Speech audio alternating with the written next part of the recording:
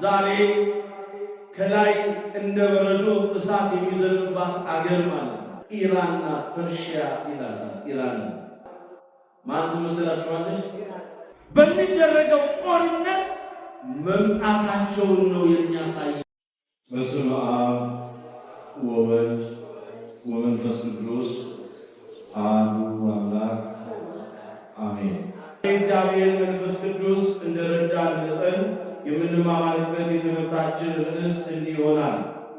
ወብፁዕ ዘይተግህ ወያዕቅብ አልባሲሁ። ራዕየ ዮሐንስ ምዕራፍ 16 ቁጥር 15 ላይ ተጽፎ የምናገኘው ኃይለ ቃል ነው። ወብፁዕ ዘይተግህ ወያዕቅብ አልባሲሁ፣ ልብሱን የሚጠብቅ ብፁዕ ነው። የዮሐንስ ራእይ ምዕራፍ 16 ቁጥር 15። የተወደዳችሁ የልዑል እግዚአብሔር ቤተሰቦች፣ የንጽሕተ ንጹሐን የቅድስተ ቅዱሳን የአምላክ የድንግል ማርያም የአስራት ልጆች፣ ወዳጆቼ ክርስቲያኖች ሁላችሁም ይህንን ቃል ትመሰክራላችሁ። ወብፁዕ ዘይተግህ ወያዕቅብ አልባሲሁ ይላል ዮሐንስ አቡ ቀለምሲስ፣ ዮሐንስ ወልደ ነጎድጓድ፣ ያ ታላቁ ባለ ራእዩ ቅዱስ ዮሐንስ ልብሱን የሚጠብቅ ብፁዕ ነው ይላል። ይህንኑ ቃል በራዕየ ዮሐንስ ምዕራፍ 16 ከቁጥር 15 ጀምረን ስናይ ወናሁ እመጽእ ግብተ ከመ ሰራቂ ወብፁዕ ዘይተግህ ወያዕቅብ አልባሲሁ ከመ ኢይሁር ዕራቆ ወኢያስተሪ ኀፍረቱ ይላል። እነሆ እንደ ሌባ ሆኜ እመጣለሁ ይላል። ራቁቱን እንዳይሄድ እፍረቱንም እንዳያዩ ነቅቶ ልብሱን የሚጠብቅ ብፁዕ ነው ይላል። ይህ እንግዲህ አምላካችን መድኃኒታችን ኢየሱስ ክርስቶስ ለሰው ልጆች በጊዜው ጊዜ ያሳሰበውና ያስጠነቀቀው የማሳሰቢያ ድምፅ ነው። ወናሁ እመጽእ ግብተ ከመ ሰራቂ ወብፁዕ ዘይተግህ ወያዕቅብ አልባሲሁ ከመ ኢይሁር ዕራቆ ወኢያስተሪ ኀፍረቱ። እነሆ እንደ ሌባ ሆኜ እመጣለሁ። እንደምን ሆኜ እመጣለሁ? እንደ ሌባ ሆኜ እመጣለሁ። አስቡ። ራቁቱን እንዳይሄድ እፍረቱንም እንዳያዩ ልብሱን ነቅቶ የሚጠብቅ ብፁዕ ነው ይላል። በንቃት ሆኖ ልብሱን የሚጠብቅ ብፁዕ ነው። እኔ ግን እንደ ሌባ እመጣለሁ ይላል። ለምንድን ነው በዚህ ርዕስ ላይ መማማር ያስፈለገን ስንል አሁን ላይ ያለንበት ሰዓትና ወቅት ጊዜውን ስንመለከት ከትናንትና እሁድ ጀምሮ ሐዋርያዊቷ ኦርቶዶክሳዊ ተዋሕዶ ቤተክርስቲያናችን ቅድም በዝማሬው እህታችን ስትዘምርልን እንደሰማነው ይህ ሰዓትና ይህ ጊዜ ስለ አምላካችን ስለ መድኃኒታችን ስለ ኢየሱስ ክርስቶስ ነገረ ምጽአቱ በምልአትና በስብሐት የሚነገርበት ሰዓት ስለሆነ ወቅቱ ዕለቱ ይኸው ነውና ጊዜውን የሚያመላክተው ቤተክርስቲያናችንን በምልአትና በስብሐት በተለይ በልጇ በቅዱስ ያሬድ ድርሰትና ቅዱስ ያሬድ መንፈስ ቅዱስ በገለጸለት ድንቅ ምስጢር እያንዳንዱ የአብይ ጾም ሰንበታት ወይም እሁዶች ስያሜ እየሰጠ ለእያንዳንዱ የሚገባውን ምስጋና እንዳቀረበ ያሳለፈው ሳምንት እኩለ ጾም ላይ ደብረ ዘይትን አስበ። ያ ማለት እንግዲህ አምላካችን መድኃኒታችን ኢየሱስ ክርስቶስ በግርማ መለኮቱ በክበበ ትስብእቱ ከእመ አምላክ ከንጽሕተ ንጹሐን ከቅድስተ ቅዱሳን ከወላዲተ አምላክ ከድንግል ማርያም ጋር እልፍ አእላፋት ወትንቢተ አእላፋት ከሆኑት ከቅዱሳን መላእክቱ ጋር እንዲሁም ከቀደሙት እሱ ከመረጣቸው ከወደዳቸው ካከበራቸው ከባለሟሎቹ ከቅዱሳን ነቢያት ከቅዱሳን ሐዋርያት ከቅዱሳን ጻድቃንና ሰማዕታት ከወዳጆቹ ጋር አምላካችን ወደዚህ ዓለም ለፍርድ ይመጣል። ሰማይን እንደ ብራና ይጠቀልላል፣ ምድር እንደ ሰባቅቶ ያሳልፋል። አመጣጡ እጅግ በሚያስደንቅና በሚያስፈራ በግርማ መለኮት ነው የሚገለጠው። ስለዚህ ከምጽአቱ ጋር ደግሞ ያለውን ሐሳብ ዛሬ ላይ ቤተክርስቲያኒቷ በተለያየ መንገድ ታስተምረዋለች። ስለዚህ ዛሬ የምንማማረው ወናሁ እመጽእ ግብተ ከመ ሰራቂ ወብፁዕ ዘይተግህ ወያዕቅብ አልባሲሁ ከመይሁ ራቆ ወያስተሪ ያፍረቱ እንደ ሌባ ሆኜ እመጣለሁ። ሌባ የሚመጣበትን ሰዓትና ጊዜ ተናግሮ በዚህ ሰዓት እመጣለሁ፣ በዚህ ሰዓት ይህን አደርጋለሁ፣ ይሄን በአንተ ላይ አከናውናለሁ ብሎ ቀጠሮ ሰጥቶ ጊዜ ለይቶ ደግሞ የሚመጣበትን ነገር በሐሳብ በአዋጅ ተናግሮ አይመጣሉ። የአምላካችን የመድኃኒታችን የኢየሱስ ክርስቶስ አመጣጡ ልክ እንደዚሁ ነው። የኔና የእናንተ ድርሻ ታዲያ ምንድነው መሆን ያለበት? አሁን ክርስቶስ ከመምጣቱ በፊት አምላካችን መድኃኒታችን ኢየሱስ ክርስቶስ ከመምጣቱ በፊት የኔና የእናንተ ድርሻ ወብፁዕ ዘይተግው ወያዕቅብ አልባሲሁ። አሁን ከኛ የሚጠበቀው ልብሳችንን መጠበቅ ነው። ምን ማለት ነው ይሄ? ወደ ምስጢሩ ስንመጣ እናየዋለን። ምናልባት ልብሱን የሚጠብቅ ብፁዕ ነው ሲባል ልብሳችን አድፎ የምናጥበውና ወይም ደግሞ ይሄ ልብስ አርጅቷል አዲስ ልብስ ለብሰን የምንዘጋጅበትን ጉዳይ ዛሬ በእንዲህ አይነቱ የአኗኗር ዘይቤ ላይ በዚህ በኮንትራቱ ዓለም በጊዜያዊቱ ዓለም ስንኖር እየለበስን የምንታይበትን አልባሳት ማለቱ ነው ልብሱን የሚጠብቅ ያለው። ለዚህ ፕሮግራም ወይ ለምሳ ወይ ለራት ወይ ለአንድ ለሆነ ነገር ብቻ ወይ የስብሰባ ቦታ ወይ የሥራ ቦታ ወይ ወደ አንድ ቦታ ለመሄድ ከሰዎች ጋር ባለን ነገር የምናደርጋቸው የአልባሳት አይነት ነው። ውስጣዊ ሰውነታችን የሚሸፍንበትን ልብስ ነው ልብሱ ያለው። ወብፁዕ ዘይተግው ወያዕቅብ አልባሲሁ፣ ልብሱን የሚጠብቅ ብፁዕ ነው። ክርስቶስ ከመምጣቱ በፊት እንግዲህ ከኛ የሚጠበቀው አንዱና ዋናው ይሄ ታላቁ ሐዋርያ እስከ ሰባተኛው ሰማይ ድረስ ያየውን ድንቅ ምስጢር ሲናገር ምን አለ? ሐዋርያው ወንጌላዊ ቅዱስ ዮሐንስ ወልደ ነጎድጓድ አቡነ ቀለምሲስ ባለ ራእዩ በዚህ በራእየ ዮሐንስ ምዕራፍ 16 ቁጥር 12 ጀምሮ እንዲህ እያለ ይናገራል። ስድስተኛው ጽዋ ስንተኛው ጽዋ? በታላቁ በኤፍራጥስ ወንዝ ላይ ይፈሳል አለ።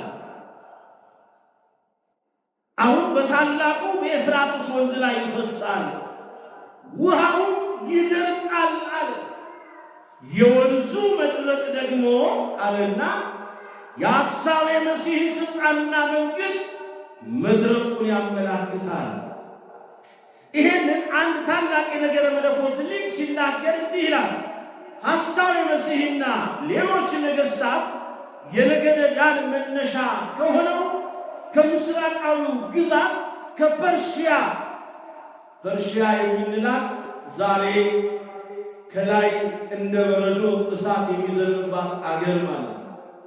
ማን ትመስላችኋለች? ኢራንና ፐርሺያ ይላታል። ኢራን ፋርስ ሲል ባቢሎን፣ ፋርስ ባቢሎን ሲል ኢራቅን፣ ፐርሺያ ኢራን ናት። ይኸውላችሁ ባቢሎን ኢራቅ በደንብ አስተውሉ። ፐርሺያ ያለው ኢራን ነው። ስለዚህ የነገደ ዳን መነሻ ከሆነው ምስራቃዊ ግዛት ከፐርሺያ የሰውን ዘር በስጋ ወይም በመንፈስ ለማሰቃየት አሁን ካለው ከጊዜው ወቅቱ ጋር ነገሮቹ እያሰላሰላችሁ ተመልከቱ። ስድስተኛው ጽዋ በታላቁ በኤፍራጥስ ወንዝ ላይ ይፈሳል፣ ውሃውም ይደርቃል። ይሄ ማለት የወንዙ መድረቅ የሐሳዌ መሲሕ ሥልጣንና መንግሥት መድረቁ ያመላክታል። አንድ ታላቅ የነገረ መለኮት ሊቅ ደግሞ ምን ብሎ ተናገረ? ሐሳዌ መሲሕና ሌሎች ነገሥታት የነገደ ዳን መነሻ ከሆነው አለ።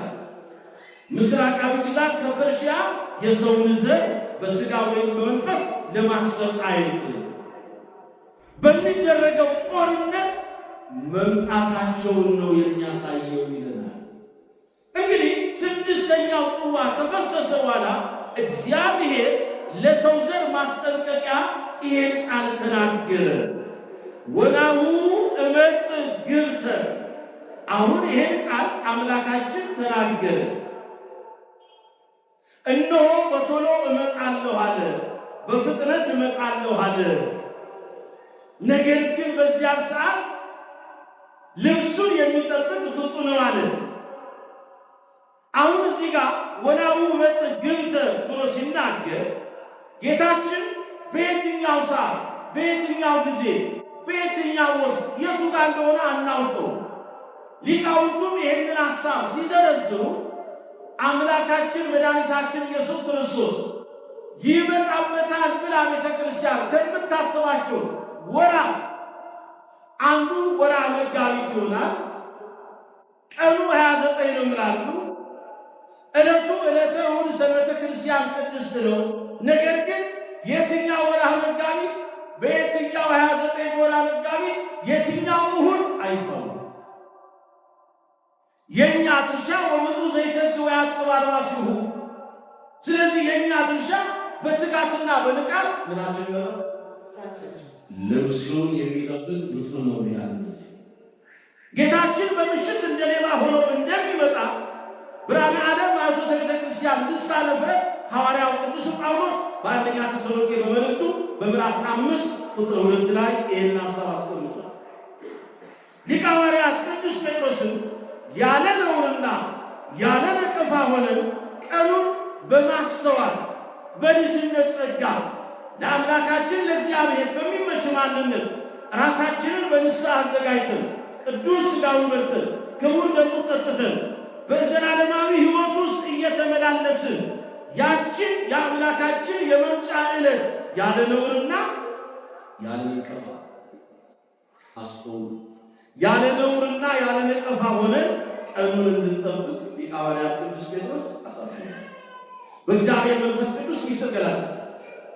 በዚህ በሁለተኛ ጴጥሮስ በምዕራፍ 3 ቁጥር 10 እስከ 14 ላይ የአምላካችን የመድኃኒታችን የኢየሱስ ክርስቶስን የመምጫውን ሰዓት ያለ ነውርና ያለ ነቀፋ ሆነን ምን ማለት ነው? ያለ ኃጢአት፣ ያለ በደል፣ ያለ ጥፋት፣ ያለ ርኩሰት። በደል ይኖራል፣ ጥፋት ይኖራል፣ መተላለፍ ይኖራል፣ እንስታለን። ነገር ግን በንስሐ እየታጠብን በንስሐ እየተመለስን ኃጢአትንም በደልንም ጥፋትንም ርኩሰትንም አውግዘን እየለየን ከኃጢአት እየወጣን በበደል በኃጢአት የመተላለፍ ሕይወታችንን በንስሐ እያዘጋጀን ወደኋላ ሳይሆን ወደፊታችን ብቻ በመመልከት ልንይዘውና ልንቀበለው ያለውን በረከት ያንን ለመቀበል እየተዘጋጀን እግዚአብሔር በዚህ መንገድ ራሳችንን አዘጋጅተን ልንጠብቀው ይገባል። ያለ ነውርና ያለ ነቀፋ ነው። ነውርና ነቀፋ ያለበት ኃጢአተኛ ሰው ነው። ኃጥእ ነው ሲባል ምን ማለት ነው? በደል ሰርቷል፣ ሕግ ተላልፏል፣ ለእግዚአብሔር የማይመች ማንነትን ገልጧል። ስለዚህ ያ ሰው ኃጥእ ነው ሲባል ባዶ ነው። ኃጢአተኛ ነው ሲባል እግዚአብሔርን የሚመስልበትን መልኩን ያጠፋ ነው። ሰው እግዚአብሔርን በሚመስል ማንነት ነው የተፈጠረው። እግዚአብሔር ሰው ሲፈጥር ከሌላው ፍጥረታት ለይቶት ነው። ንግበር ሰብአ በአርአያነ ወበአምሳሊነ ሲል ሰውን እንደ መልካችን እንደ ምሳሌያችን እንፍጠር ሲል ይሄ አዋጅ ነው። የፍጥረታቱ ባለቤት እግዚአብሔር ነው የተናገረው። ሰውን እንደ መልካችን እንደ ምሳሌያችን።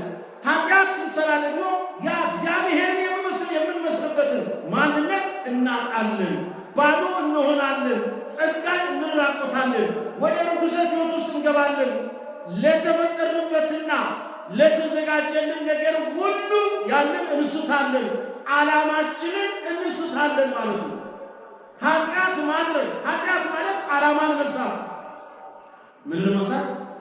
ኢላማን ወይም ዓላማን። አንድ ሰው ኢላማ ይኖረዋል።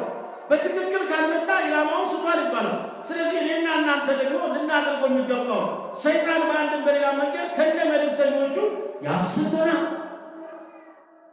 እኛም ደግሞ ለሱ ተዘጋጅተን ወደ ራሱ እንዳንመጣ አሁን ላይ ልንተጋ ይገባል። ለዚህ ነው ቅዱስ ጴጥሮስ ያን ጊዜ አምላካችን መድኃኒታችን ኢየሱስ ክርስቶስ ሲመጣ ያለ ነውርና ያለ ነቀፋ ሆነ ያችን ሰዓት መጠባበቅ አለብን። ዛሬ እንደምናውቀው ስራው በእግዚአብሔር ፊት ፍጹም ሆኖ አልተገኘው። በአንድ የቤተ ክርስቲያን አለቃ ላይ ሐዋርያው ወንጌላዊ ቅዱስ ዮሐንስ ወልደ ነጎድጓድ ዮሐንስ አፈቀለምሲስ በሰርዴስ ቤተ ክርስቲያን ወይንም ለዚያች ቤተ ክርስቲያን አለቃ ለሆነው ሰው እንዲህ ብሎ ተናግሮታል። በጌታችን ተሰጥቶት የነበረውን አደራ በአግባቡ ላልተጠቀመበት ለሰርዴሷ ቤተ ክርስቲያን አስተዳዳሪዋ መሪዋ ሆኖ ለተሾመው አባት ቅዱስ ዮሐንስ እንዲህ አለው። ወእመሰ ኢተጋይከ እበጽሐከ ግብተ ከምስራቂ ወኢተአምር በአይ ሰዓት እመጽእ ላዕሌከ። አስተውሉ። ወእመሰ ኢተጋይከ እበጽሐከ ግብተ ከምስራቂ ወኢተአምር በአይ ሰዓት እመጽእ ላዕሌከ። እንግዲያስ አለ ባትነቃ ነው ያለው። ምን ባታደርግ? ባትነቃ። እንግዲያስ ባትነቃ አለ። አሁን መንቃት አለብህ አለው ለሰርዴስ ቤተክርስቲያን አለ። ወገኖቼ ዛሬ እኛ በንቃት ውስጥ አይደለንም። እኛ በኃጢአት እንቅልፍ ውስጥ ነን ያለነው። እያንቀላፋን ነው ያለነው። በእውነት ኃጢአት አድብቶብናል። በእኔና በእናንተ መተላለፍ ሰልጥኖብናል። ደግሞ በደላችን ተለይቶ ወጥቷል። ለዚህ ለሰርዴሱ አለቃ ወእመሰ ኢተጋይከ እበጽሐከ ግብተ ከምስራቂ ወኢተአምር በአይ ሰዓት እመጽእ ላዕሌከ። እንግዲያስ ባትነቃ፣ በንስሐ ራስን ባታዘጋጅ፣ በጽድቅ ሥራ በበጎ ሥራ ራስን ባታዘጋጅ እንደ ሌባ እመጣብሃለሁ፣ በማናቸውም ሰዓት እንደመጣብህ ከቶ አታውቅም። ራዕየ ዮሐንስ ምዕራፍ 3 ቁጥር 3 ለሰርዴሱ ቤተክርስቲያን አለቃ በማናቸው ሰዓት እንደመጣብህ ወደ አንተ አታውቅም። ስለዚህ አለ እንግዲያስ ባትነቃ። አሁንም በስንፍና ሰነፍ ማለት በልቡ እግዚአብሔር የለም ማለት ነው። ይህ አንድ በልቡ አለው እግዚአብሔር፣ ሰነፍ በልቡ እግዚአብሔር የለም ይላል። ኃጢአት ስንፍና ነው። ኃጢአት ምንድን ነው? ስንፍና። ስንፍና ማለት ደግሞ አሁን ከእውቀት ጋር የምናነጻጽረው ጉዳይ ነው። ስንፍና እግዚአብሔርን አለመረዳት፣ እግዚአብሔርን አለማወቅ፣ የሰራውን ያበጃጀውን ካለመኖር ወደ መኖር ያመጣውን አምላኩን እግዚአብሔር አለ ብሎ እንደ እግዚአብሔርነቱ ያልተቀበለ ነው። ይሄ ሰው ይሄ አላዋቂ ነው። ይሄንን ነው እንግዲህ የሚለው። ስለዚህ ራሱ ጌታችን አምላካችን መድኃኒታችን ኢየሱስ ክርስቶስ እንግዲህ መምጫው በምሽት ይሁን በእኩል ሌሊት ወይም በማለዳ እንደሆነ ስለማናውቅ ተጠንቅቀን እንድንጠብቅ ነው ያዘዘን። በዚህ የትምህርት ክፍል በማቴዎስ ወንጌል በምዕራፍ 24 ቁጥር 42 እስከ 43፣ የማርቆስ ወንጌል ምዕራፍ 13 ቁጥር 35 ላይ እንግዲህ ይህ ትእዛዝ ከአምላካችን ከመድኃኒታችን ከኢየሱስ ክርስቶስም ተሰጥቷል። የተሰጠው በደብረ ዘይት ተራራ ላይ ነው። የሚደንቃችሁ ይህን ትምህርት በአንድም በሌላ መንገድ ይኸው ሳምንቱ ሙሉ እየተማረ ነው። የዛሬው ደግሞ ከምጽአቱ ጋር የተያያዘ ምን ነበር? ርዕሳችን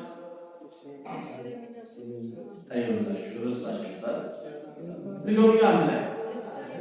ምን አድርጎ በምን አይነት አጠባበቅ ተግቶ ልብሱን የሚጠብቅ አለኝ ያለው ምን ሆኖ ተግቶ ትጋት ያስፈልጋል። መንፈሳዊነት መትጋት፣ በመንፈሳዊ ሕይወት ውስጥ መትጋት መንቃት። አምላካችን መድኃኒታችን ኢየሱስ ክርስቶስ በዘመነ ሥጋዌው በመዋዕለ ስብከቱ ቅዱሳን ደቀ መዛሙርቱ ምን ነበር ያሉት? ጌታ ሆይ ወምን ትታምኑ ለምጽአትከ ወለህልቀተ ዓለም፣ የመምጣትህና ያለ መጨረሻው ምልክቱ ምንድን ነው ንገረን። ያንን ከተናገረ በኋላ ክርስቶስ ግን ይሄ ቃል ሲናገር ነገር ግን በየትኛው ሰዓት ግን እንደሚመጣ ማንም አያውቅም። ሰው ልጅ ይህን ስልጣኑ አልተሰጠውም፣ ፍጥረት ራሱ ባለቤቱ ካልሆነ በስተቀር። ስለዚህ በማቴዎስ 24 ቁጥር 42 እስከ 43፣ ማርቆስ 13 35 ላይ እንግዲህ ይሄን ትእዛዝ ሲያዝ ክርስቶስ ለአንድ ዘመን ብቻ የተናገረው ቃል አይደለም። ሰማይ ወምድር ያልፍ ወቃሌ ሰይ ያልፍ ይቤት ላዳዩ እንዳለው ሰማይና ምድር ያልፋል ቃሌ ግን አያልፍም ስላለ ቃሉ ሕያውና ዘላለማዊ ነው። አምላካችን አንድም በነቢያቱ በሐዋርያቱ የተናገረው ቃል ዛሬም በራሱ በተለያየ መንገድ የሚናገረው የእርሱ ሕያውና ቅዱስ ቃል ለአንድ ዘመን ብቻ የተሰጠ ሳይሆን በዘመን ሁሉ ለሚነሱ ለእኔና ለእናንተ ይሄ ቃል ነው የተሰጠን። ተግቶ ልብሱን የሚጠብቅ ብፁዕ ነው የሚለው ዛሬም ነው። ነቅቶ ተግቶ ልብሱን የሚጠብቅ የሚለው ኃይለ ቃል በጌታችን በአምላካችን በመድኃኒታችን በኢየሱስ ክርስቶስ አድኅኖቱ ላይ ያለንን እምነት ማመላከቻ ነው ይህ ቃል እንጂ ውስጣዊ ሰውነታችንን ስለምንሸፍንበት መርጠንና ተጨንቀን ከተለያዩ ቦታዎች ላይ ከተለያየ ዓለማት ላይ ወይ ደግሞ ሰዎችን ግድ አስገድደን እንዲህ አይነት ነገር እፈልጋለሁ ይሄን ብታመጣልኝ ብለን ከአውሮፓውም ይሁን ከምድር አሜሪካ ከተለያዩ ዓለም አስመጥተን የምንለብሰውን የልብስ አይነት አይደለም። አሁን እዚህ እየነገረን ያለው ነቅቶ ልብሱን የሚጠብቅ ሲል ምን ማለት ነው? ልብሱ ይሄ ከአምላካችን ከመድኃኒታችን ከኢየሱስ ክርስቶስ የማዳኑ ኃይል ጋር የእርሱን አዳኝነት በእሱ ላይ ያለንን እርሱ በእኛ ያለውን አድኖት ያንን የሚያሳይ ነው። ያንን እምነት የሚያመላክት ነው። ለዚህ ማስረጃ ነቢየ እግዚአብሔር ቅዱስ ኢሳይያስ በትንቢቱ እንዲህ ይላል። በትንቢተ ኢሳይያስ ምዕራፍ 61 ቁጥር 10 ላይ እንዲህ ተብሎ የተጻፈ ቃል አለ። አክሊልም እንደ ልብስ ሙሽራ በጌጥ አክሊልን እንደለበሰ ሙሽራ እስኪ በሉኝና አክሊልን እንደለበሰ ሙሽራ በጌጥ ሽልማቷን እንዳጌጠች ሙሽራ የማዳንን ልብስ አልብሶኛልና። አሁንስ እግዚአብሔር ነቅቶ ልብሱን የሚጠብቅ ያለው ኃይለ ቃል በጌታችን በአምላካችን በመድኃኒታችን በኢየሱስ ክርስቶስ የማዳኑ ሥራ እርሱ እኛን ያዳነበትን መንገድ የሚያመላክት ነው። ይሄ ማለት አክሊልን እንደለበሰ ሙሽራ በጌጥ ሽልማቷን እንዳጌጠች ሙሽራ የማዳንን ልብስ አልብሶኛልና ይላል ቅዱስ ኢሳይያስ። ይመልስና የጽድቅን መጎናጸፊያ ደርቦልኛልና በእግዚአብሔር እጅግ ደስ ይለኛል፣ ነፍሴን በአምላኬ ሐሴት ታደርጋለች። ስለ ቃሉ ማለት ያስሙ ይቆይስ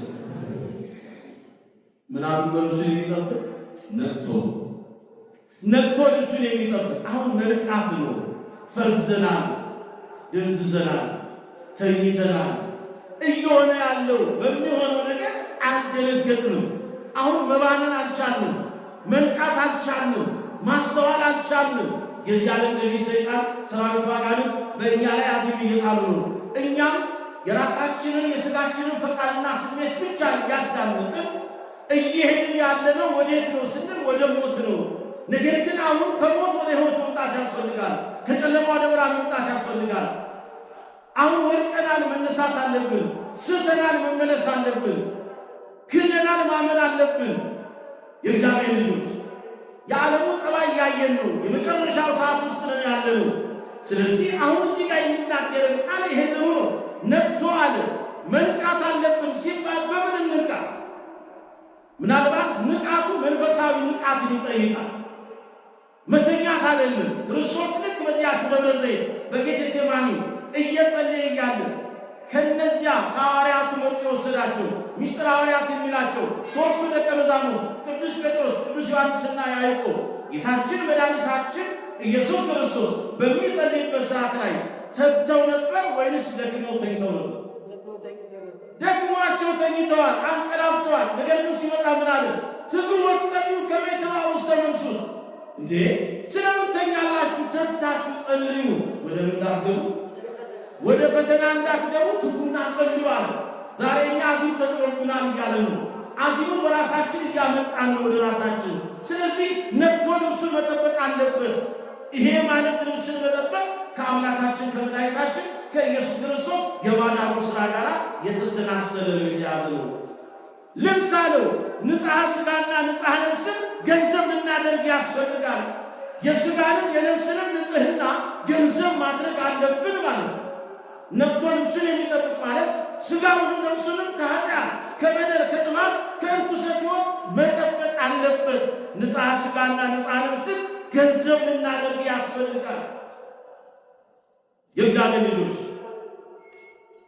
ቅዱስና ያልተዳደፈ ልብስ ማለት ሕይወት እንዲኖረን ማለት ነው። ቅዱስና ያልተዳደፈ ልብስ ሕይወት እንዲኖረን አስተውሉ። ቅዱስና ያልተዳደፈ ልብስ ማለትም ሕይወት እንዲኖረን እንዲሁም በበጎ ምግባርና ከምንም ነገር በላይ ደግሞ ለአምላካችን በልከኛ ሕይወት ውስጥ የምንኖርበት ማንነት የሚኖረንን ነው የሚያመላክት። በበጎ ምግባርና በልከኛ ሕይወት ለክርስቲያን እንደሚገባው አኗኗር እንድንኖር የሚያመላክት ነው። ስለዚህ ምን አለ አሁን ሊቁ መለሰና ልብሱን የሚጠብቅ። ልብስ መጠበቅ ማለት ምን ማለት ነው ስንል ልብስ የሚያመላክተው አንድ ፍቅርን ነው። ዛሬ የፍቅር ልብስ መልበስ አለ። የልብስ መልበስ አለብን። የፍቅር ልብስ ለብሰናል። ፍቅር ማለት ነው። ፍቅር ማለት ነው እግዚአብሔር ነው። ወልበሱ ወልምሰል አዲሱን ሰው ልበሱት። አዲሱን ሰው ልበሱት። ፍቅር ልበሱ። ፍቅር ክርስቶስ፣ ፍቅር እግዚአብሔር ነው። ስለዚህ አሁንም ነፍቶ ልብሱን የሚጠብቅ አለ። ልብስ የተባለው አንዱ የፍቅር ልብስ ነው። ዛሬ እኔና እናንተ ሕይወት ውስጥ ያለው የጥላቻ ልብስ ነው። ዛሬ እኔና እናንተ ሕይወት ውስጥ ያለው እርስ በርስ የመሳደጃ ልብስ ነው። ወንድም ወንድሙን እህት እህቷን የምታሳድድበት፣ ወንድም ከእህት ከወንድም የሚሳደድበት፣ ወገን ከወገን በክፋት ተነሳስቶ የሚሳደድበት የለበስነውን ልብስ ዘር፣ ቋንቋ፣ መደብ የሚለያይ ልብስ ነው። ይሄን ለይተን በዚህ ጎራ በዚህ መደብ ተመድበን እርስ በርስ የምንገዳደልበት፣ ደም የምንፋሰስበት፣ እንደውም እኮ ልንጠራ የሚገባው ልንጸየፎ የሚገባው ሁልጊዜ ከቅድስና ሁልጊዜ ከመንፈሳዊ ሕይወት ውስጥ የሚያወጣልን ጠላት ሰይጣን ሰራዊቱ አጋንንት መሆን ሲገባው ወንድም ይጣል። ዛሬ ይሄን ልብስ ለብሰን በአደባባይ ተሰልፈናል። ክርስትናውን ይዘናል፣ ግን ልብሱ የለበስነው ልብስ የሞት ነው። የለበስነው ልብስ የዝሙት ነው። የለበስነው ልብስ የምንገዳደልበት የምንጠላላበት ልብስ ነው። ነግቶ ልብሱን የሚጠብቃ ነው። ይሄንን ከቂም ከበቀል ከጥላቻ መንፈስ ከመሳደድ መንፈስ እርስ በርስ ከመጠላላት መንፈስ ከእንዲህ አይነቱ ከጸብ ከአምባጓሮ መንፈስ ከእንዲህ አይነቱ ልብስ ወጥተን የፍቅር ልብስ እንድንለብስ ይሄን ለምን ይሄን ፍቅር ክርስቶስ አሳይቶናል። ይሄን ፍቅር እሱ ገልጾልናል። ይሄን ፍቅር የገለጸው በመስቀል ላይ ነው። ማንምና ማን ይሄን ፍቅር የገለጸ የለም። አልቦ ዘያብቦ ይሄ ስምዝ ፍቅር የተባለው ይሄ ነው። አምላካችን መድኃኒታችን ኢየሱስ ክርስቶስ በዕፀ ቅዱስ መስቀል ላይ ተሰቅሎ ቅዱስ ሥጋውን ቆርሶ ክቡር ደሙን አፍስሶ በዚህ መንገድ ወዶናል። በመስቀል ሞት ይሄንን ፍቅር ማንም አልሰጠንም። ስለዚህ ጠላቶቹ ሳለን የወደደን፣ ጠፍተን ሳለ ፈልጎ ያገኘን፣ ከምንም ነገር በላይ የአባትነቱን ፍቅር ርኅራኄውን የገለጸልን፣ እየጠላነው የሚወደን፣ እየጠፋን የሚፈልገን፣ እየሸሸነው በፍቅር የሚጠራ መድኃኔዓለም ኢየሱስ ክርስቶስ ለስም አጠራሩ ምስጋና ይግባው። ኃጢአት በደላችንን ሳያስብ ነውራችንን ክፋታችንን ሳይጠባበቅ ሁልጊዜ በአባትነት ፍቅር የሚጠራ ይህን ፍቅር ማን ይሰጠናል? የሁላችንም ኃጢአት ቢሰፈር እዚህ ቦታ ላይ ልንሰደፍ አይገባል። ለዚህ ነው ልብሱን የሚጠብቅ የተባለው የፍቅር ልብሱን የሚጠብቅ ማለት ነው። ልብሱን የሚጠብቅ የተባለው የምህረት ልብስ ልብስ የምህረት ልብስ ሊኖረን ይገባል። እኛ ምህረት አድራጊዎች መሆን አለብን። ምህረትን የምናደርግ ተውት ሌላውን ቂም ይዘን እንዲህ አድርጎኛል እንዲህ ሰጥቶኛል ብለን ለይቅርታ የማንዘጋጅበት መንገድ ነው አሁን ላይ ያለው። ግን ምህረትን እናድርግ። ምክንያቱም እኛ በዳዮች ነን፣ አጥፊዎች ነን፣ ተላላፊዎች ነን። ስንበድል ዕለት ዕለት ሲምረን ይታያል። እግዚአብሔር እኛ እንበድላለን፣ እሱ ይምረናል። እኛ እናጠፋለን፣ እሱ በፍቅር ወደ ራሱ ይስበናል። ይህን ምህረት ማድረግ አቅቶናል። እንዴት ነው እኛ ምህረትን የምንጠይቀው? ምህረት አድራጊዎች ስንሆን ትልቁ ነገር ይህን ነግቶ ልብሱን የሚጠብቅ የተባለው የምህረት ልብስ የይቅርታ ምህረት ማድረግ ተውት ሌላው ይቅር ባይ ሰዎች መሆን አለብን። ስለዚህ ይህንን ምህረትን መልበስ አለብን። ምህረት ማድረግ እንዲህ አድርጎኛልና እሱን ባደረገ ልክ ደግሞ ልበቀለው እንዲህ አደርጋለሁ የሚለውን እንተው። የትናንት ማንነትን ይዘን ትናንት በዚህ መንገድ ተገፋሁ፣ ትናንት በዚህ መንገድ ተጠቃሁ፣ ትናንት በዚህ መንገድ ይሄን ደርሶብኛል፣ ዛሬ ደግሞ ይሄን ላድርግ የሚለውን ጥላቻውን እንተው። ስለዚህ የምን ልብስ ልብስ? የምህረት ልብስ። ሌላው ነግቶ ልብሱን የሚጠብቅ የተባለው የደግነት ልብስ። የምን ልብስ አልኳችሁ? የደግነት ልብስ። ደግ እግዚአብሔር፣ ደግ አድራጊ፣ በጎ አድራጊ፣ መልካም አድራጊ ነው የኛ። ስለዚህ የደግነት ልብስ አያችሁ፣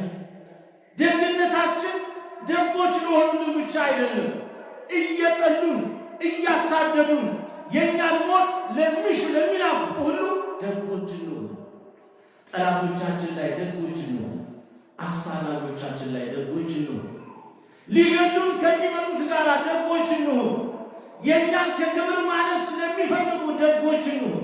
ይሄንን ከክርስቶስ ተምረናል። ይሁዳ አሳልፎ እንደሚሸጠው ክርስቶስ ያውቃል። 3 ዓመት ከ3 ወር ግን ይሁዳ በፍቅር ይዞታል። የመጨረሻውን ሰዓት እንኳን ሊያስይዘው ወደዚያች ወደ ነዘሬት ተራራ ሲወጣ ክርስቶስ ጋር ሲደርስ መምህሮች ሰላም ላንተ ይሁን ሲለው በእውነት ወዳጄ ሆይ ያለ ጠላቴ ሆይ አለኛ ለምን ትመጻይ ካልክ ወዳጄ ለምን መጣ? በዚህ ምኑ ታገቦ ነው እንደ ባለሚያው ምን አይነት ፍቅር ነው? የሰው ልጅ በመሳም አሳልፈ ልትሰጥ መጣህ? ወዳጄ ያ ጠላቴ። አሁን ልብሱን ነው መልበስ ያለብን። ዛሬ ይሄ ልብስ ተነስቶናል።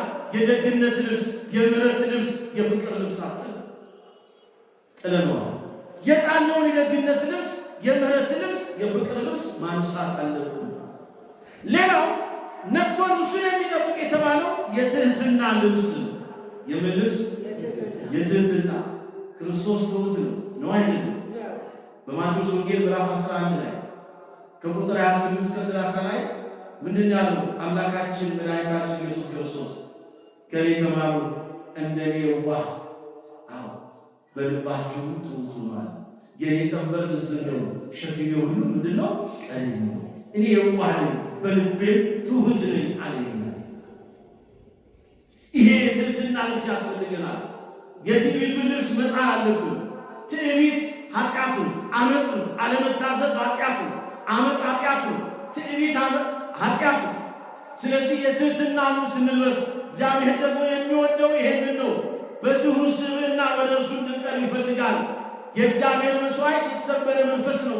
የተሰበረው የተዋረደውን ልብ እግዚአብሔር አይንቀውም እንደተባለው ልበ ትሑተ ወየዋህ ይመን እግዚአብሔር እንዳለው። ስለዚህ ይሄንን የትህትና ልብስ እንልበስ። ትሑት እንሁን ነው። ትህትናችን የታይታ እንዳይሆን ነቅቶ ልብሱን የሚጠብቅ ያለው ይሄ ነው። የክርስቶስ የመምጫው ሰዓት ሲደርስ እኛ ግን ማድረግ ያለብን አሁን በምን እንዘጋጅ? ድልዋኒክሙ ንበሩ ተብሏል። ተዘጋጅታችሁ ጠብቁ፣ የሰው ልጅ የሚመጣበትን ሰዓት አታውቁም ተብሎ። ስለዚህ እንዴት እንዘጋጅ? 1 የፍቅር ልብስ እንልበስ። 2 የትህትና ልብስ፣ የምሕረቱን ልብስ፣ የደግነቱን ልብስ። አሁን ደግሞ የትህትናውን ልብስ እንልበስ። በቃ ትሑት እንሁን። ከኔ የሆነ አንዳች ነገር የለም። ትህትና።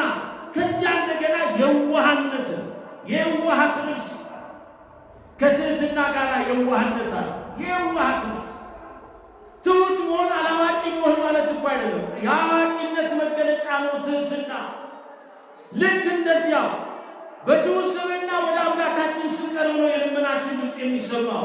በትዕቢት የቀረበውና ራሱ በማመጻደቅ በትምክህተኝነት የቀረበው ፈሪሳዊ በጸደቀ። ወደ ቤተ መቅደሱ እኮ የመጣው ትሑት ስብዕና ያለው ቀራጩን የጸደቀ። ጌታ ሆይ ኃጢአተኛ ነኝ፣ በደለኛ ነኝ፣ በእውነት በፊትህ ልቆም አይገባኝም፣ ዓይኖቼን እንኳን ወደ ሰማይ ላነሳ አልወደድኩም እያለ ራሱን ኃጢአቱን በደም ራሱን እየፈሰሰ ይሄን ልብስ ነው ልበሱ የተባለው። ዛሬ እኛ በሌለን የጽድቅ ሕይወት በሌለን የቅድስና ሕይወት ራሳችንን ገልጠናል። ይሄ እጅግ ትዕቢት፣ በእግዚአብሔር ፊት ባለሟልነታቸው የተነገረላቸው ነቢየ እግዚአብሔር ልበ አምላክ ቅዱስ ዳዊት እንደ ልቤ እያለ የሚናገርለት እግዚአብሔር ዳዊት እንኳን ሳይቀር ትሑትናውን ሲገልጥ አንሰ ፄዋኮ ሰብ፣ እኔ ትል እንጂ ሰው አይደለሁም። ትሑት። ከዚያስ የዋህነት። አንዳንድ ጊዜ የዋህነት አላዋቂነት ይመስላችኋል። የዋህነት የእውቀት ጥግ ነው። ይሄኛው የዋህነት ወንስቲ የእውቀት ጥግ ነው። የእውቀት ልኬቱ መስፈሪያው የዋህነት ፍጹም አዋቂነት፣ አላዋቂነት አይደለም። ወንድሙ የሚያሳድደው የሚገለው መሆኑን እያወቀ ግን እሱ ጋር በዚህ መንገድ መቅረብ። አንዳንድ የዋህነት ለምንድን ነው ሁሉ የዋህ የምትሆነው? የዋህነት እንደ አላዋቂነት ይቆጥሩትና ይሄን የሚሉ ሰዎች አሉ። ስለልቦና ምንድን ነው እንደምትሆነው? እንደዚህ ስለልቦና ሊቃል ብዙ ጊዜ ይሰጣል። የዋህነት በመንፈሳዊ ሕይወት የዋህነት የእውቀት ጥግ እንደኔ የዋህ ሆኗል ያለው ክርስቶስ ሁሉ ማድረግ ይችላል። ሁሉ ከእርሱ ነው፣ ሁሉ በእርሱ ነው፣ ሁሉ ለእርሱ ነው። ነገር ግን እንዴት አድርጎ ራሱን የገለጸበትን መንገድ ሥጋ ባላበሱ በአጭቆ ተቀባይነት በዚህ ምድር ላይ ሲመላለስ የኛ ጌታ። ስለዚህ ነቅቶ ልብሱን የሚጠብቅ የተባለው የዋህነት ልብስ ነው። ነቅታችሁ ልብሳችሁን ጠብቁ የተባለው በመከራ የምንጸናበት ልብስ። በምን የምንጸናበት ልብስ የተባለው በመከራ መጽናት። በምን መጽናት? አዎ በመከራ ጽና፣ በፈተና ጽና፣ ለጊዜው ነው እንጂ ሁሉም ያልፋልና። በመከራ ጽና፣ በፈተና ጽና፣ ለጊዜው ነው እንጂ ሁሉም ያልፋልና። ይህን ጽናት ዛሬ ያስፈልገን። መከራ የለም። መከራ በልዩ ልዩ መንገድ አይገለጽም። ብዙ መከራ አሳለፍን። አሁን ላይ ደስ የሚያሰኝ ነገር ያደረግን ያለ ደስ የሚል ስሜት ይሰማል። ኑሮ መከራ አልሆነብን፣ ጤናው መከራ አልሆነብን፣ ማንነቱ መከራ አልሆነብን። እንደ ሰው ሰውኛ ቆም ብለን ራሳችንን ስናስብ ከመከራ የወጣ ሕይወት አለ። ዓለም ራሷ ለኛ መከራ አይደለም ሆነችብን። እያለን ያለንበት ሁኔታ ሁሉ የመከራ ሁኔታ አይደለም። የአኗኗሩ ዘይቤ፣ የማንነቱ ዘይቤ፣ በመብላት በመጠጣቱ፣ በመልበሱ፣ በአንድ በሌላ መንገድ በምናደርጋቸው ነገሮች ሁሉ መከራ ይሁን። ነቅቶ ልብሱን የሚጠብቅ የተባለው በመከራ መጽናቱ ነው። በመከራ የምንጸናበት ልብስ ዛሬ ስላለበስን ይሄን ልብስ አውልቀን ስለጣልን ከመከራው ይልቅ እኛ ሥጋዊው ደስታ ሥጋዊው ሐሴት ላይ ብቻ ስለተሰራን የሥጋችንን ደስታ ብቻ ስለምንናፍቅ እኛ መልበስ የምንፈልገው የሥጋ ደስታ ምቾት የሚሰጠው ልብስ ነው አልን። የሥጋ ደስታ ጊዜያዊ ነው ወገኖቼ። በዓለም ሳላችሁ መከራ አለባችሁ፣ አይዟችሁ አለ ክርስቶስ። እኔ ግን ዓለምን አሸንፌአለሁ። በመከራ የምንጸናበትን ልብስ፣ በመከራ የሚጸኑበትን ልብስ ለበሱ ቅዱሳን ነቢያት፣ ሐዋርያት፣ ጻድቃን፣ ሰማዕታት። ይሄ በመከራ የሚያጸናቸው ልብስ ደግሞ ለምን አበቃቸው? ለአክሊል አበቃቸው፣ ለክብር አበቃቸው፣ ለሰማያዊው ክብር አበቃቸው። ስማቸውን እየጠራ እንድንማጸን በስማቸው ጽላቱ እንዲቀረጽ ቤተ መቅደሱ እንዲታነጽላቸው ሆነ። በስማቸው ጸበሉ ፈለቀ፣ ፈውስ ሆነ። ቅዱሳን ነቢያት፣ ሐዋርያት፣ ጻድቃን፣ ሰማዕታት የምንጠራቸው ነቅቶ ልብሱን የሚጠብቅ በመከራ የምንጸናበት ልብስ አጥተናል። ለዚህ እኮ ነው ዛሬ እየሳትን ያለ ነው። ለዚህ ነው ጥቂቷ መከራ እየማረከችን ከአምላካችን ከእግዚአብሔር ኅብረት እያወጣን ያለ ከእምነታችን እየወጣን ያለንበት ጉዳይ ይህን ልብስ ስላለበስን ነው። ይሄ ልብስ ግን የለበሱ ቅዱሳን በምድራዊ ሕይወት በሚደርስባቸው መከራ ይሄንን እስከ ሞት ድረስ ይታገሉታል፣ እስከ ሞት ድረስ ይታመኑበታል። ወኩማ ይብለስ ከለሞት ወሁበካ አክሊለ ይወስዳል። ስለዚህ እስከ ሞት ድረስ የታመኑ ይሆናሉ፣ የክብርን አክሊል ይቀዳጃሉ። እመኒ ሀይወደ ወመኒ ሞትነ ለእግዚአብሔር ንሕነ ይላሉ። በመከራ የሚጸኑበትን ልብስ ለብሰዋልና ሞት ያስደነግጣቸው፣ ሰይፉ ያስፈራቸው፣ ስደቱ፣ እንግልቱ፣ ስቃዩ ያስፈራቸው። ዛሬ እኛ ኑሮ ሲጎድብን እንፈራለን፣ ራስ ምታቱ ሲበረታብን እንፈራለን፣ የሰውነት ትኩሳቱ ያስፈራናል። በአንድም በሌላም መንገድ ተኝተን ስንነሳ ያየነው ራእይ፣ ህልም ሁሉ ያስፈራናል። ይሄ ሁሉ የሆነው በመከራ መጽናት የምንችልበትን ልብስ አለበስን። ይህንን መድኃኔዓለም ክርስቶስ ስለኔና ስለ እናንተ እርሱ አይሁን ልብሱን ገፈው ቀይ ከለሜዳ ልብሰውታል። ያንን የመከራውን ልብስ ለብሷል፣ በመስቀል ላይ ታይቷል። ቀይ ግምጃ ልብሰውታል። ዛሬ ስለኔና እናንተ ክርስቲያኖች ይሄ መከራ ልብስ ያስፈልገናል። መስቀሉን ይዘን የምንገለጥበት፣ እስከ ሞት ድረስ የምንታመንበት፣ ልጅነታችንን አጥንተን ወይነግር ስምዐከ በቅድመ ነገሥት ወኢይትኀፈር ባዕዳውያኑ ነገሥታት ፊት እግዚአብሔርን በማያምኑ እግዚአብሔርን በሚክዱና ለእግዚአብሔር በማይገዙት የእግዚአብሔርን አምላክነት ባልተረዱት በእነዚህ ፊት ቆመን የምንመሰክርበት ልብስ ያስፈልገናል። ትዝ ይበላችሁ ዳዊት ጎልያድን ሊገድል ሲነሳ በእግዚአብሔር ሐሳብ የተነሳው በእግዚአብሔር ፈቃድ የተነሳው ዳዊት ሲሄድ ያን ጊዜ እስራኤልን የሚያስተዳድረው ሳኦል ነው። ሳኦል እስራኤልን በሚያስተዳድርበት ወቅት ጎልያድ የተባለ ክፉ ንጉሥ ተነሳ። እስራኤልን አጠፋለሁ እያለ ዛት ፎከረ፣ ሽለላ አደረገ። ጦረኛ ነው፣ የጦር አበጋዝ ነው፣ የጦር መሪ አለቃ ነው። ልብሱ ጥሩ ነው፣ የብረት ልብስ ነው። ያጠለቀው ሄልሜት ነው፣ የብረት ኮፍያ ዛሬ እንደምንለው አይነት ሁለንተናው በብረት ነው የተሸፈነው። ጎልያድ ለሰማይና ለምድር የከበደ ክፉ ለመስራት ዳዊት ታናሽ ብላቴና የመጣው ፍየልና በግ እያገደ የሚጠብቅበት ገረኝነት ነው። ያ ታናሽ ብላቴና ጦረኛውንና የጦር አበጋዝ አለቃ የሆነውን ጎልያድን እኔ መግደል እችላለሁ ብሎ በሳኦል ፊት በእግዚአብሔር ድፍረት ይህን ሲናገር እግዚአብሔር በሰጠው ኃይልና ብርታት በእግዚአብሔር ጽናት ጎልያድን ማሸነፍ የሚችልበት ኃይል አለኝ ብሎ ሲናገር ሳኦል አላመንም። ዳዊትን ሲያየው የለበሰው ልብስና ይዞት የመጣው ያቺ በትር እረኝነቱን የምትገልጽ ናት። እንዲህ አይነቱን አለባበስ ለብሰህ አንተ ጎልያድን መግደል አትችልም። ይህን ልብስህን አውልቅና ጣልና እኔ የለበስኩትን ካባ ልበስና እኔ የተገለጽኩበትን ማንነት የታየሁበትን የክብር ልብስ ውሰድና ሂድ፣ በቀጥታ በጎልያድ ፊት ተሰለፋል። ነቅቶ ልብሱን የሚጠብቅ ምንድን ነው? አይሰማም፣ አይሰማም።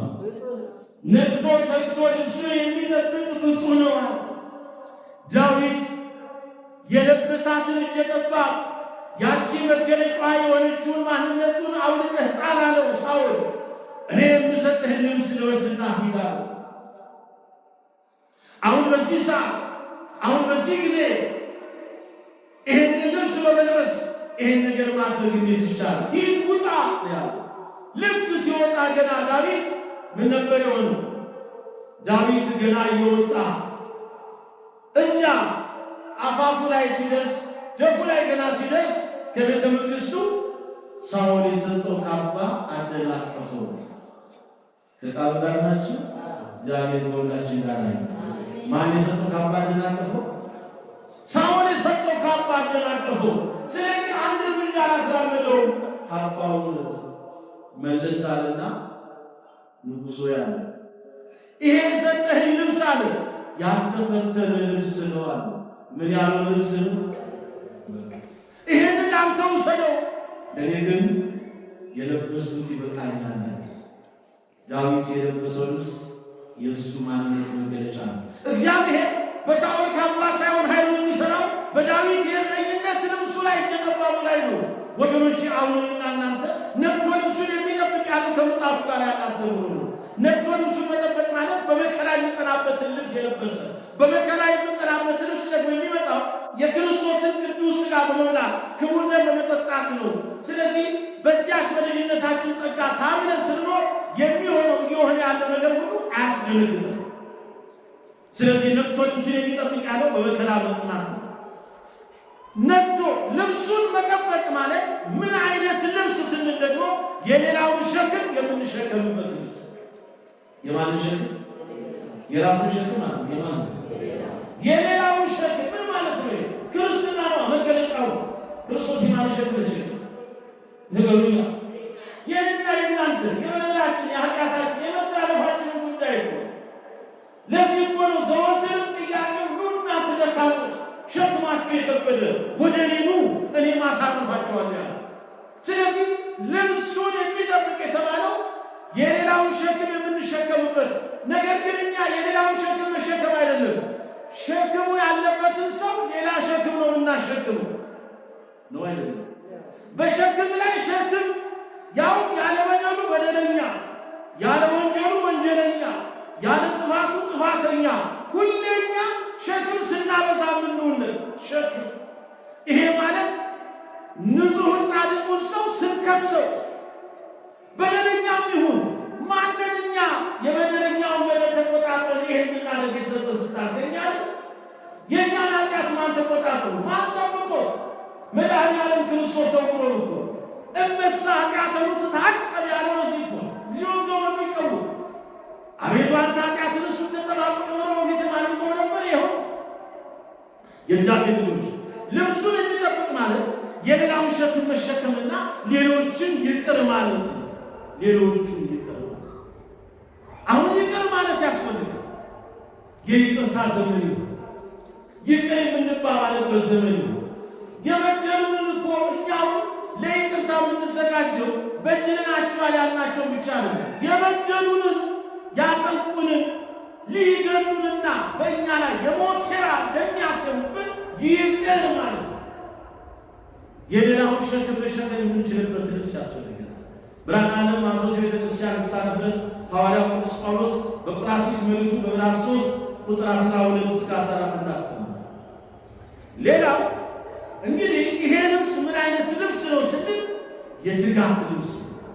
የምን ልብስ አልኳችሁ?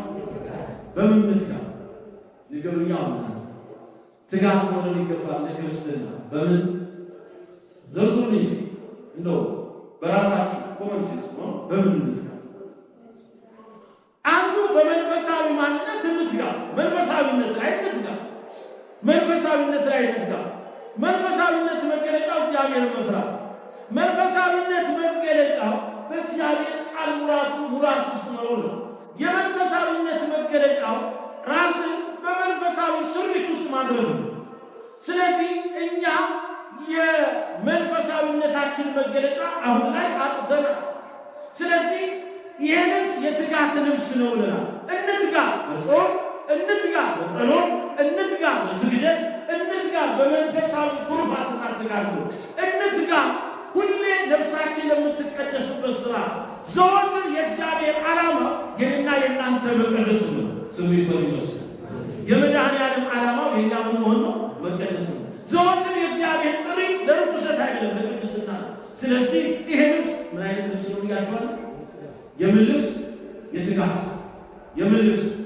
ልብሱን አለ ልብሱን የሚጠብቅ የትጋት። አሁን ተኝተናል እኮ ነው እኛ ለሰዓታቱ አይደለም ለቅዳሴው መነሳት አቅቶናል፣ ተኝተናል። ለኪዳኑ ጸሎት መነሳት አቅቶናል፣ ተኝተናል። ጠዋት ማለዳ በእግዚአብሔር ፊት ለመቆም አልቻልም፣ ተኝተናል። ኃጢአት አስተኝቶናል፣ በደል አስተኝቶናል። አያችሁ፣ ትጋት ልብሱ የተባለው ትጋት። ልብሱን የሚጠብቅ የተባለው መልካም ምግባር፣ መልካም ምግባራት። ልብሱ የተባለው ክርስቲያናዊ ስራን የሚያመላክት።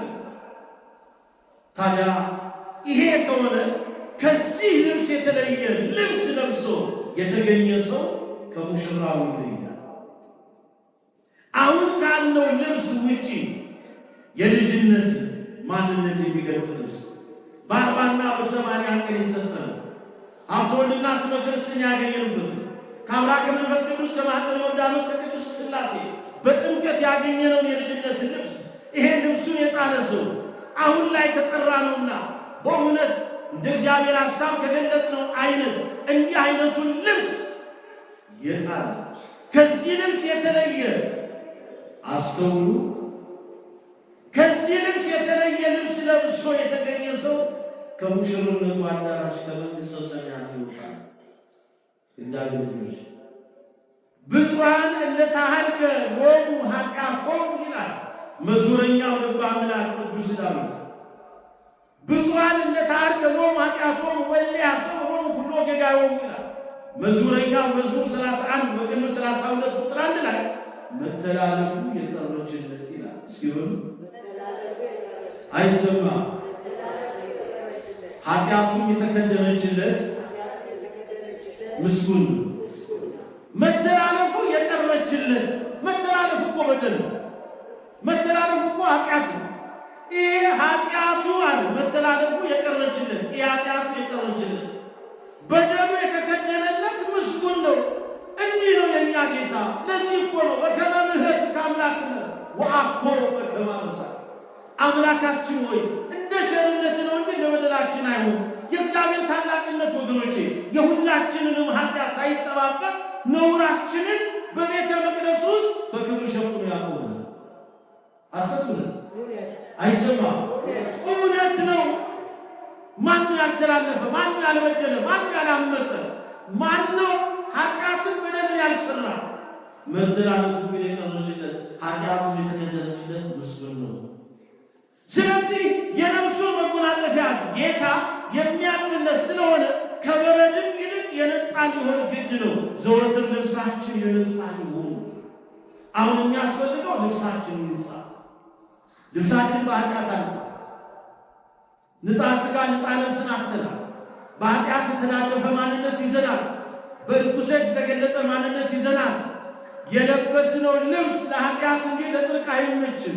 ስለዚህ ይሄንን ማንነት ነው ዘወትር ልብሳችን የነጻ ይሁን። በምን እናንጻው? ልብስ ነው እንጻ። ይሄ ልብስ ሲያረጅ ወይ ደግሞ ይሄ ልብስ ሲነጥ የነጠበ ከሆነ አልፎበታል፣ አገልግሎት ሰጥቷል፣ ይጣላል። ከቆሸሸ ግን ይሆናል ንገሩኛ ይታጠባል። ስለዚህ ዘወትር ልብሳችን የነጻ ይሁን።